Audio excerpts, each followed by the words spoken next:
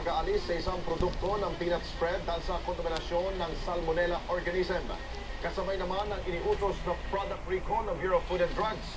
Agad dilinaw ng ahensya na wala pa silang natatanggap na report. Sabay na biktima na ang kontaminadong peanut spread. Nagpapatrol Apple Salandoni. Noon pang isang taon pumutok ang Salmonella outbreak sa Amerika, kung saan maging ang ilang peanut-based product sa ating lokal na pamilihan ay lumabas.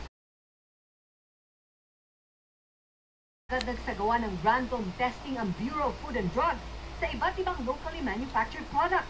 At sa kanilang pinakahuling pagsusuri, lumabas na positibo sa Salmonella ang yummy, sweet, and creamy peanut spread. We've been doing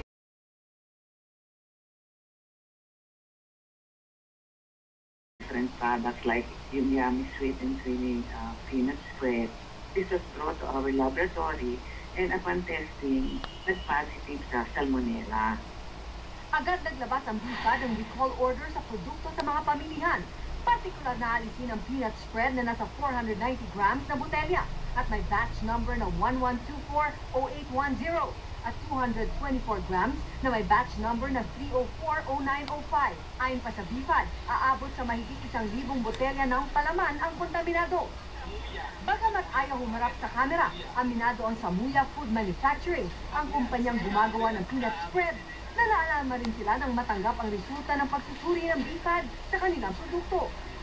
Binigyan namin ng kopya yung BFAD ng lahat ng mga distribution channels namin para na makipagtulungan kami, para na mapaayos kaagad yung issue. Pero ayon sa Samuya Food Manufacturing, patatanggal na rin nila ang lahat ng mga yummy peanut spread sa mga tindahan para masiguro ang kaligtasan ng mga mamimili. Kanina, sinimulan ng alisin ng ilang supermarket owners ang mga botelya ng yummy peanut spread sa kanilang tindahan. Medyo abala talaga. Pero, it's not an inconvenience if it's gonna affect public safety, no?